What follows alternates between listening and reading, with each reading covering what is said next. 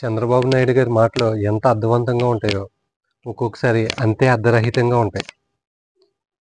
నిన్న చంద్రబాబు నాయుడు గారు విలేకరుల మీటింగ్‌లో మాట్లాడుతూ, కక్షపూరిత రాజకీయాలు మేము చెయ్యం. గతంలోనూ చేయలేదు, ఇప్పుడు చేయలేదు. వైసీపీ అధికారంలో ఉన్నప్పుడు వాళ్ళ కక్షపూరిత రాజకీయాలు చేయడం జరిగింది. బట్ మేమైతే అదే పందాలో మేము ముందుకెళ్ళాలనుకోవట్లేదు. అటువంటి కక్షపూరిత రాజకీయాలు ఎప్పుడు టీడీపీ వాళ్ళు చేయరు, నేను చేయనివ్వను అని చెప్పి ఆయన మాట్లాడడం జరిగింది. ఒకవేళ కక్షపూరిత రాజకీయం నేను చెయ్యాలి అని అనుకుంటే కనుక, అదాని కరెంటు ఒప్పందం ఇష్యూలో నాకు లడ్డూ లాంటి అవకాశం ఉంది జగన్మోహన్ రెడ్డి గారిని జైల్లో పెట్టడానికి. అయినా కానీ నేను సైలెంట్గా ఉన్నాను అనేటట్టు అర్థం వచ్చేటట్టు ఆయన మాట్లాడడం జరిగింది. ఇక్కడ రెండు విషయాల్లో చంద్రబాబు నాయుడు గారి తప్పు దొరుకుతుంది.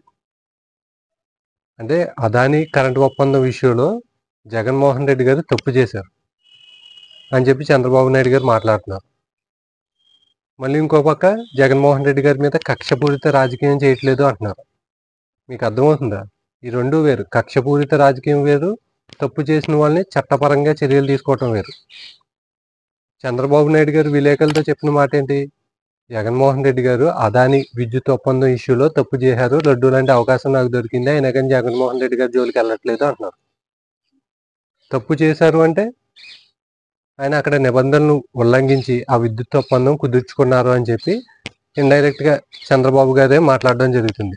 తప్పు చేసినప్పుడు చట్టపరమైన చర్యలు తీసుకుంటే కక్షపూరితమైన రాజకీయం చేసినట్టు ఎట్లా అవుతుంది? కాదు కదా.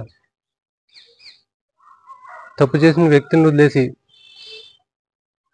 చట్టపరమైన చర్యలు తీసుకోవడం మానేసి మేము వాళ్ళ మీద కక్షపూరిత రాజకీయం చేయట్లేదు అని చెప్పి మాట్లాడడం ఎంతవరకు కరెక్ట్. అదేవిధంగా చంద్రబాబు నాయుడు గారు ఇంకొక విషయంలో కూడా దొరికేయడం జరిగింది. ఇప్పుడు జగన్మోహన్ రెడ్డి గారు ఏదైతే ఒప్పందం కుదుర్చుకున్నారో దాన్ని కంటిన్యూ చేస్తే కనుక అదనంగా ప్రజల మీద 1,00,000 కోట్లు భారం పడుతుంది.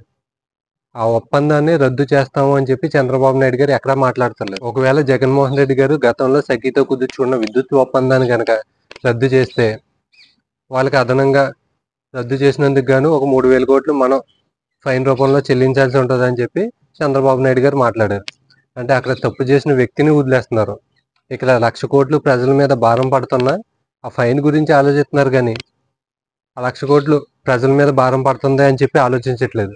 అంటే జగన్మోహన్ రెడ్డి గారు తప్పుని వదిలేశారు, మళ్ళీ ఆ తప్పుని కంటిన్యూ చేస్తే వీళ్ళు కూడా తప్పు చేసుకుంటూ వెళ్తున్నారు. ఇదే సమయంలో చంద్రబాబు నాయుడు గారి ప్లేస్ లో కనుక జగన్మోహన్ రెడ్డి గారు ఉండి, జగన్మోహన్ రెడ్డి గారి ప్లేస్ లో చంద్రబాబు నాయుడు గారు ఉంటే కనుక వెంటనే తీసుకెళ్లి జైల్లో పడేద్దరు చంద్రబాబు నాయుడు గారు.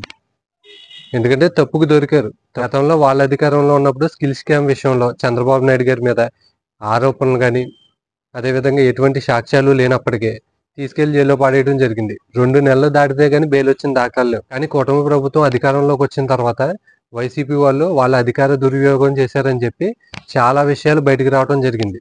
అవి ప్రజలకి ఎత్తి చూపిస్తున్నారు, కానీ చట్టపరంగా వాళ్ళ మీద కఠినమైన చర్యలు తీసుకునేదాకా ప్రభుత్వం వ్యవహరించట్లేదు.